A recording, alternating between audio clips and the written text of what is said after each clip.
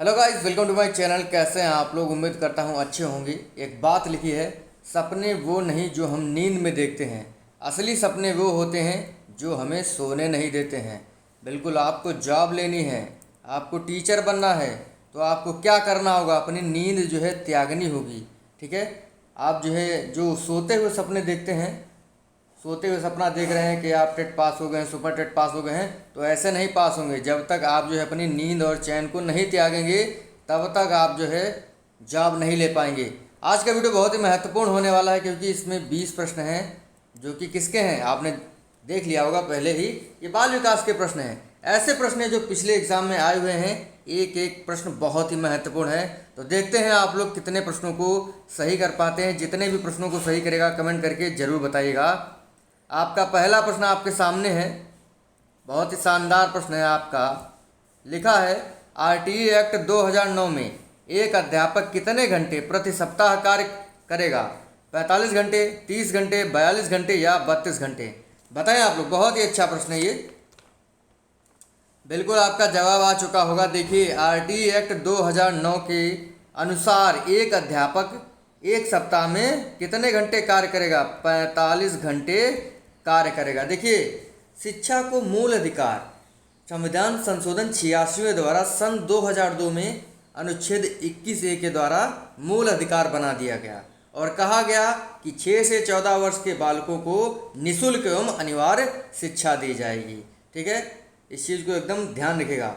और 20 जुलाई 2009 को राज्यसभा में आरटीई एक्ट 2009 पारित हुआ। लोकसभा में 4 अगस्त 2009 को पारित हुआ और राष्ट्रपति ने 26 अगस्त 2009 को आरटीई एक्ट 2009 पर अपना साइन कर दिया और ये जो है कानून बन गया।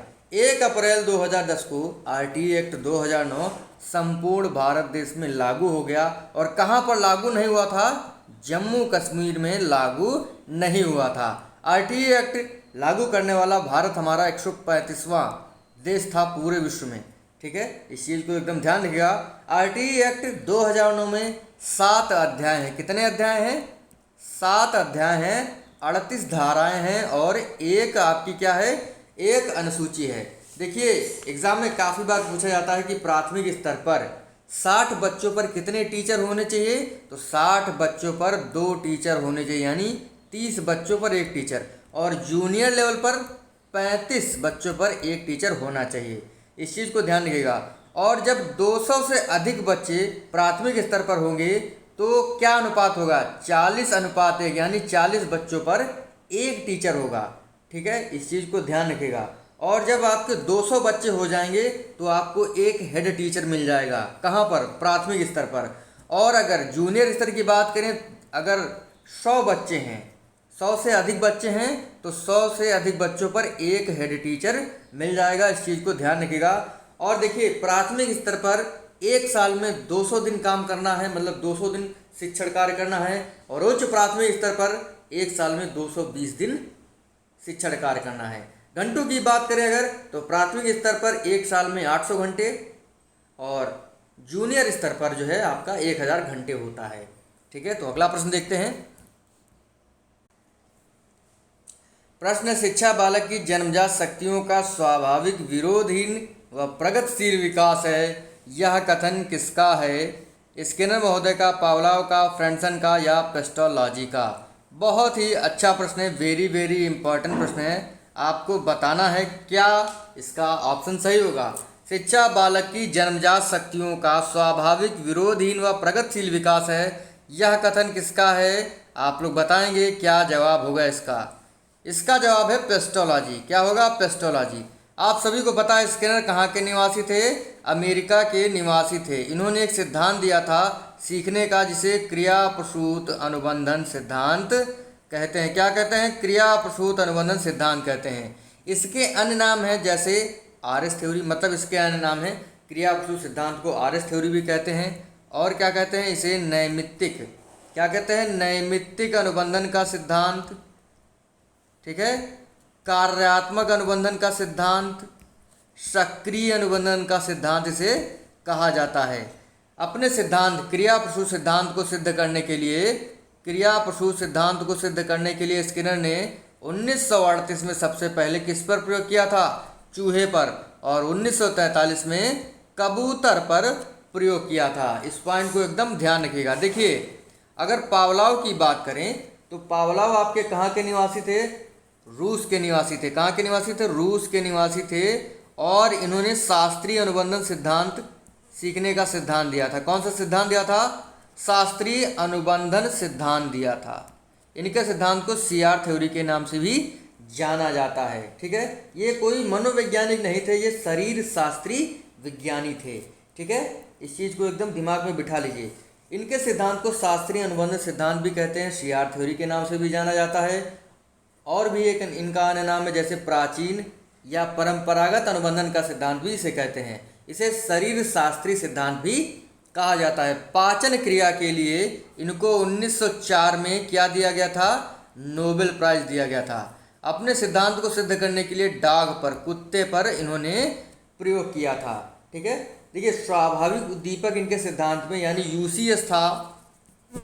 यूसीएस था भोजन, सीएस यानी अस्वाभाविक उद्दीपक था घंटी। ठीक है, यूसीआर था लार का आना।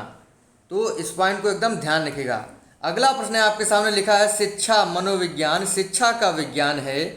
शिक्षा मनोविज्ञान शिक्षा का विज्ञान है, यह कथन किसका? पील का, ट्रो का, स्किनर का या थांडाइक का? बताएंगे आप लोग, इसका क्या जवाब होगा? शिक्षा मनोविज्ञान शिक्षा का विज्ञान है, ये कथन किसका है? ये कथन है पील महोदय का। ठीक है, देखिए, थांडाइक और स्किनर आपके कहाँ के निवासी थे? अमेरिका के निवासी थे। काफ़ी बार मैंने बताया है। थांडाइक ने प्रयास एवं त्रुटि का सिद्धांत दिया था। कौन सा सिद्धांत दिया था? प्रयास एवं त्रुटि का सिद्धांत दिया था। और इनके सिद्धांत को एसआर थ्योरी भी कहते हैं। और इसी का उल्टा जो है आरएस थ्योरी, जो कि किसने दिया था? स्किनर ने दिया था। इसका मतलब होता है स्टिमुलस, आर का मतलब होता है रिस्पांस। एस मतलब स्टिमुलस हिंदी में उद्दीपक, आर मतलब रिस्पांस हिंदी में अनुक्रिया। ठीक है, अपने प्रयास एवं त्रुटि के सिद्धांत को सिद्ध करने के लिए इन्होंने बिल्ली पर प्रयोग किया था। सीखने के इन्होंने कुल 8 नियम दिए थे। किसने? थांडाइक ने 8 नियम दिए थे। 3 नियम थे प्राथमिक। कौन कौन से? तत्परता का नियम। कौन सा नियम? तत्परता का नियम, प्रभाव का नियम, और तीसरा था आपका अभ्यास का नियम। देखिए, ये क्या बताते हैं? तत्परता के नियम में ये बताते हैं कि कोई भी व्यक्ति या बालक जब उसकी इच्छा होगी सीखने की तभी वो सीखेगा, अन्यथा नहीं सीखेगा। प्रभाव के नियम में ये बताते हैं कि जो चीज़ जिस प्रकार से व्यक्ति पर प्रभाव डालेगी वो उसी हिसाब से काम करेगा। अगर किसी बालक या व्यक्ति को किसी काम को करने के लिए दंड दिया जाएगा तो वह उस काम को नहीं करेगा, लेकिन उस काम के लिए अगर उसे पुरस्कार दिया जाएगा तो उसे वो करेगा। तो इसी वजह से इनके प्रभाव के सिद्धांत को दंड व पुरस्कार का सिद्धांत भी कहा जाता है। संतोष व असंतोष का नियम भी कहा जाता है। अभ्यास का नियम, देखिए, अभ्यास के नियम में कहते हैं कि अगर हम किसी चीज़ को लगातार करते रहेंगे तो वो हमारे अभ्यास में रहेगी, मतलब हम उसको याद रखेंगे। लेकिन अगर उसका अभ्यास हम नहीं करेंगे तो हम उसे भूल जाएंगे। इनके सिद्धांत को, अभ्यास के जो नियम है, इनके सिद्धांत मतलब इस नियम को 2 भागों में बांटा गया है, उपयोग का नियम और अनुपयोग का नियम। इन्होंने जो है 5 आपके गौड़ नियम बताए थे। कौन कौन से? बहुप्रतिक्रिया का नियम, मनोवृत्ति का नियम, आंशिक क्रिया का नियम, आत्मीकरण का नियम और संबंधित परिवर्तन का नियम। अगला प्रश्न आपके सामने है, लिखा है, परिभाषा निम्न में से किसकी है? अधिगम वातावरण संबंधी आवश्यकताओं की पूर्ति के लिए व्यवहार में होने वाले सभी परिवर्तन हैं। पावलोव, क्रॉनबेक, गार्डन मर्फी या रूसो। बहुत ही अच्छी परिभाषा है और नई परिभाषा है। इसके बारे में मैंने आपको पहले नहीं बताया है।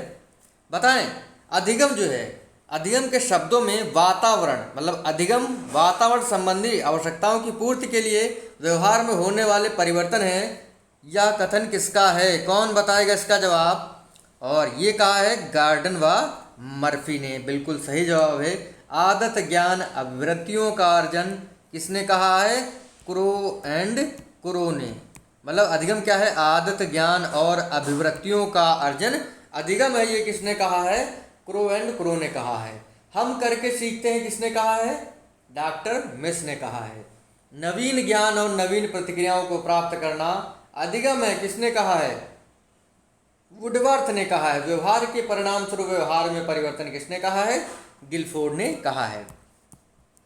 अगला है, निम्न में से कौन सा मिलान सही नहीं है? क्षेत्र सिद्धांत लेविन ने दिया है, सीआर थ्योरी पावलोव ने दिया है, समीपता का सिद्धांत अल्बर्ट बंडूरा ने दिया है, प्रयोजन विधि किलपैट्रिक ने दिया हुआ है। तो आपका कौन सा मिलान सही नहीं है? सभी को पता है, देखिए क्षेत्र सिद्धांत तो कूर्ट लेविन ने दिया है। आइए हमारे क्षेत्र में आपको कूट लेंगे, इस तरीके से मैंने आपको बताया था। सीआर थ्योरी पावलोव ने दिया है, सीआर थ्योरी, ठीक है। और रसिया के निवासी थे कौन? पावलोव। समीपता का सिद्धांत अल्बर्ट बंडूरा ने नहीं दिया। आपका थर्ड ऑप्शन प्रश्न के अनुसार सही होगा। ये दिया है किसने? गुथरी ने। सामाजिक अधिगम सिद्धांत, देखिए अधिगम का सोशल लर्निंग थ्योरी जो है अल्बर्ट बंडूरा ने दिया था। अल्बर्ट बंडूरा कनाडा के निवासी थे, ठीक है। और अल्बर्ट बंडूरा का जन्म 1925 में हुआ था। इन्होंने बारबी डाल पर अपने सामाजिक अधिगम सिद्धांत को सिद्ध करने के लिए बारबी डाल पर प्रयोग किया था। ये कहते हैं जो बच्चा होता है समाज में वो अनुकरण करके सीखता है। प्रयोजन विधि जो है किसने दिया था? किलपैट्रिक ने दिया था। बाल चिंतन की भाषा पुस्तक किसकी है? पियाजे, टालमैन, गैने या कोहलर? बताएं। बाल चिंतन की भाषा पुस्तक जो है ये किसकी है? बहुत ही अच्छा प्रश्न है और एग्जाम में ये पूछा भी गया है। बाल चिंतन की भाषा पुस्तक किसकी है? यह है पियाजे महोदय की। संज्ञानात्मक विकास की 4 अवस्थाएं बताई थी। इंद्रिय जनित गामक अवस्था, पूर्व संक्रियात्मक अवस्था, मूर्त संक्रियात्मक अवस्था और औपचारिक संक्रियात्मक अवस्था। इंद्रिय जनित गामक अवस्था का समय जन्म से 2 वर्ष का, पूर्व संक्रियात्मक अवस्था का समय 2 से 7 वर्ष का, मूर्त संक्रियात्मक अवस्था का समय 7 से 11 वर्ष का और औपचारिक संक्रियात्मक अवस्था का समय 11 वर्ष से अधिक का बताया था किसने? पियाजे महोदय ने। वस्तु स्थायित्व का गुण इंद्रिय जनित गामक अवस्था में पाया जाता है। चिन्ह अधिगम सिद्धांत टालमैन ने दिया था। अधिगम सोपानिकी सिद्धांत, अष्टपदी अधिगम सोपानिकी का सिद्धांत जो है रॉबर्ट गैने ने दिया था। इनसाइट थ्योरी से यानी अंतर्दृष्टि के सिद्धांत से आपके कोहलर जुड़े हुए हैं और इन्होंने एक वनमानुष पर प्रयोग किया था जिसका नाम क्या था? सुल्तान था। अगला प्रश्न है आपके सामने लिखा है, अधिगम अंतरण पहली परिस्थिति से ज्ञान कुशलता आदतों अभियोगिताओं का दूसरी परिस्थिति में प्रयोग करना है। यह कथन किसका है? Whittaker, Crow and Crow, Sorenson या कॉलसेनिक का? अधिगम अंतरण पहली परिस्थिति से ज्ञान कुशलता आदतों और अभियोगिताओं का दूसरी परिस्थिति में प्रयोग करना है। यह कथन किसका है? बताएंगे आप लोग। बहुत ही शानदार प्रश्न है। ये कथन है किसका? कॉलसेनिक का। कॉलसेनिक का। किशोर प्रौढ़ों को अपने मार्ग में क्या मानते हैं? बाधा मानते हैं। ये किसने कहा है? कॉलसेनिक ने कहा है। इस पॉइंट को भी ध्यान रखिएगा। अगला प्रश्न है, वातावरण वह वह शक्ति है जो हमें प्रभावित करती है। यह कहा है वाटसन ने, वुडवर्थ ने, जे.एस. रॉस ने, एनास्टसी ने। मैंने आपको इसके बारे में काफ़ी बार बताया है और ये आपका गलत नहीं होना चाहिए। वातावरण वह वह शक्ति है जो हमें प्रभावित करती है, ये किसने कहा है? जे.एस. रॉस ने कहा है। मैंने आपको बताया था एस.आर. थ्योरी थॉर्नडाइक ने दिया है, आर.एस. थ्योरी स्किनर ने दिया है, सी.आर. थ्योरी पावलोव ने दिया है, यशो-आर थ्योरी जो है वुडवर्थ ने दिया हुआ है। ओ का मतलब यहाँ पर ऑर्गेनिज्म है, ठीक है। अगला प्रश्न लिखा है, खिलौने की आयु किस अवस्था को कहते हैं? वेरी वेरी इंपॉर्टेंट प्रश्न है। पूर्व बाल्यकाल, शैशवावस्था, किशोरावस्था या उपरोक्त सभी को? खिलौने की आयु देखिए, शैशवावस्था का समय जन्म से 5 या 6 वर्ष का माना जाता है, ठीक है। लेकिन एनसीईआरटी की किताबों के थ्रू जो अगर हम पढ़ेंगे तो खिलौने की आयु जो है भाई, शैशवावस्था में बच्चा जो होता है जन्म से 5 वर्ष का बालक या 6 वर्ष का बालक होता है, खिलौने से खेलता है, ठीक है। लेकिन एनसीईआरटी की बुक की बात करें तो जन्म से 3 वर्ष की अवस्था को शैशवावस्था कहा जाता है और उसके बाद 3 से 6 वर्ष की अवस्था को पूर्व बाल्यकाल कहा जाता है। तो 3 से 6 वर्ष की अवस्था में जो बच्चा होता है वो खिलौने से खेलता है। इसी वजह से आपका पहला ऑप्शन से होगा पूर्व बाल्यकाल। क्या होगा? पूर्व बाल्यकाल होगा, ठीक है। देखिए, अनुकरण की प्रवृत्ति जो होती है वो किस में पाई जाती है? शैशवावस्था में पाई जाती है। और पतझड़ की आयु, स्वर्णकाल, ठीक है, विषमलिंगी प्रेम की अवस्था किशोरावस्था कहलाती है। नायक की पूजा, ये सब जो है आपकी किशोरावस्था की विशेषताएं हैं। अगला है, जिज्ञासा मूल प्रवृत्ति से जुड़ा हुआ संवेग निम्न में से है? भय, घृणा, आश्चर्य या भूख? जिज्ञासा मूल प्रवृत्ति से जुड़ा हुआ संवेग निम्न में से कौन सा है? बताएं। बहुत ही शानदार प्रश्न है, एग्जाम में पूछा भी गया है और इसके बारे में हम लोगों ने काफ़ी बार बात की है और आपको पता भी होगा कि इसका क्या जवाब होगा। जिज्ञासा मूल प्रवृत्ति से जुड़ा हुआ आपका संवेग क्या होता है? आश्चर्य होता है। मतलब अगर आपने आश्चर्य मतलब अगर किसी आश्चर्य के बारे में सुन लिया तो आपके अंदर क्या आती है? जिज्ञासा होती है कि मैं उसे जरूर देखूं। मूल प्रवृत्ति का सिद्धांत किसने दिया था? मूल प्रवृत्ति का सिद्धांत किसने दिया था? मैकडूगल ने दिया था। किसने दिया था? मैकडूगल ने दिया था। और इन्होंने 14 प्रकार की मूल प्रवृत्तियां और 14 प्रकार के संवेग बताए थे। अगला है, लिखा है निम्न में से किसने बुद्धि के बहुखंड का सिद्धांत दिया है? सिद्धांत किसने दिया है? बिने, थ्रस्टन, स्पीयरमैन या थॉर्नडाइक ने। बुद्धि का बहुखंड यानी बहुकारक सिद्धांत किसने दिया है? बहुकारक किसने दिया है? कौन बताएगा इसका जवाब? बिल्कुल बताएं। और बहुत ही शानदार प्रश्न है। देखिए, बुद्धि का बहुकारक सिद्धांत किसने दिया है? थॉर्नडाइक ने दिया है। डी ऑप्शन आपका सही होगा। जब भी हम बहू लेने जाते हैं, बूढ़े हो जाते हैं, तो क्या करते हैं? डाई लगा करके जाते हैं।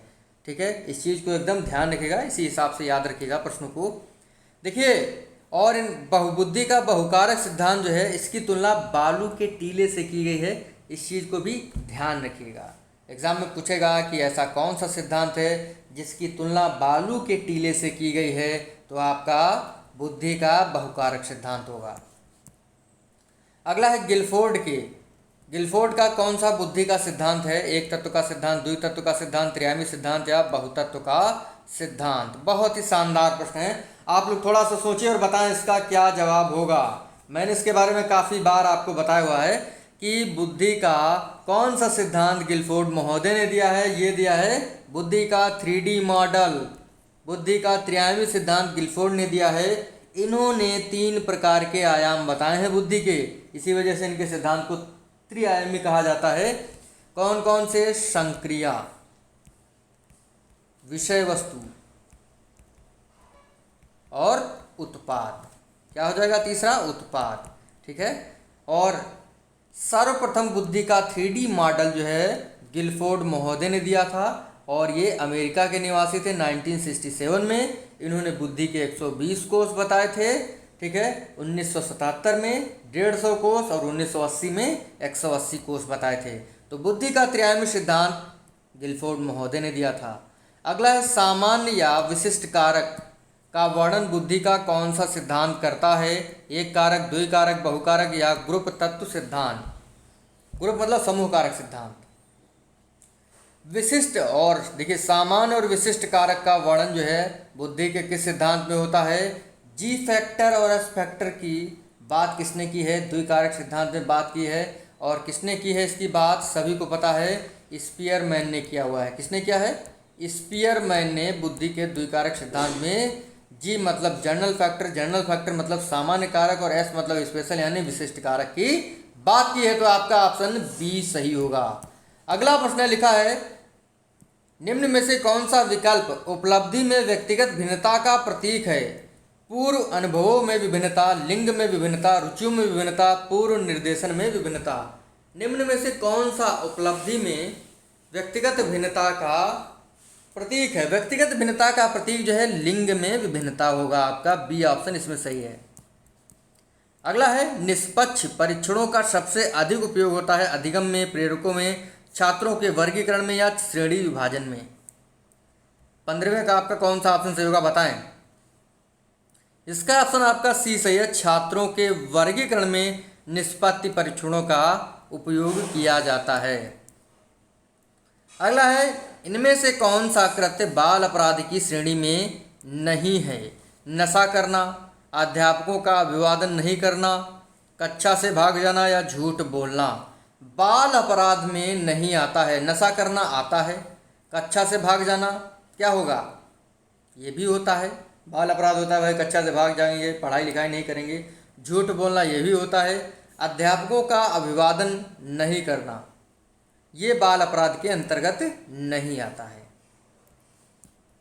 अगला लिखा है, एक बालक जो गणित के अतिरिक्त अन्य विषयों में सामान्य है जबकि गणित में बहुत निम्न उपलब्धि रखता है, ऐसे बालक को निम्न श्रेणी में रखा जा सकता है?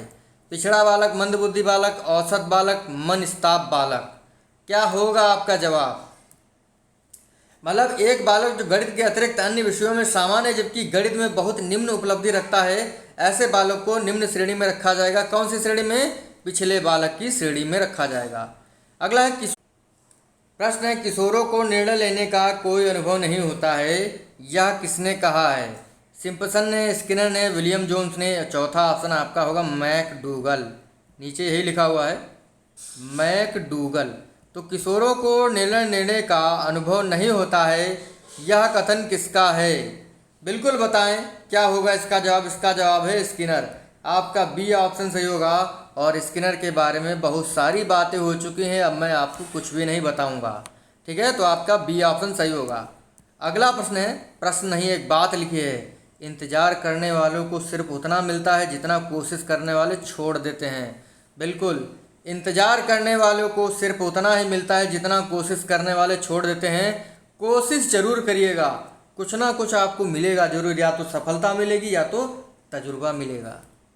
अगला प्रश्न आपके सामने लिखा है, समायोजन नहीं कर पाने का कारण है कुंठा, तनाव, द्वंद्व या इनमें से सभी? इनमें से सभी बताएं। समायोजन नहीं कर पाने का कारण है कुंठा, तनाव, द्वंद्व या इनमें से सभी? तो इसका ऑप्शन आपका डी सही होगा, इनमें से सभी। लास्ट प्रश्न हमारे वीडियो का लिखा है, दमन वह प्रक्रिया है जिसमें व्यक्ति अपनी चेतना से विचारों और आवेगों को हटा देता है तो उसे जो चिंता को उत्तेजित करते हैं। दमन वह प्रक्रिया है जिसमें व्यक्ति अपनी चेतना से उन विचारों तथा आवेगों को हटा देता है जो चिंता को उत्तेजित करते हैं। बर्नार्ड फ्रायड, विलियम जोन्स या मैकडूगल? देखिए अंतिम प्रश्न है हमारे वीडियो का, और 20 में आप लोगों ने कितने प्रश्न सही करे हैं कमेंट करके जरूर बताएगा। दमन वह प्रक्रिया है जिसमें व्यक्ति अपनी चेतना से उन विचारों तथा आवेगों को हटा देता है जो चिंता को उत्तेजित करते हैं। ये कहा है फ्रायड महोदय ने। बी ऑप्शन आपका सही होगा। सिगमंड फ्रायड ने जो है मनोलैंगिक विकास का सिद्धांत दिया था, आपको पता ही होगा। ठीक है, तो इस हिसाब से हमारा जो 20 प्रश्नों का वीडियो था यहीं पर समाप्त हुआ। और कितने प्रश्न आप लोगों ने सही करे हैं कमेंट करके जरूर बताएगा। मिलते हैं आपसे अगले वीडियो में। जय हिंद, जय भारत।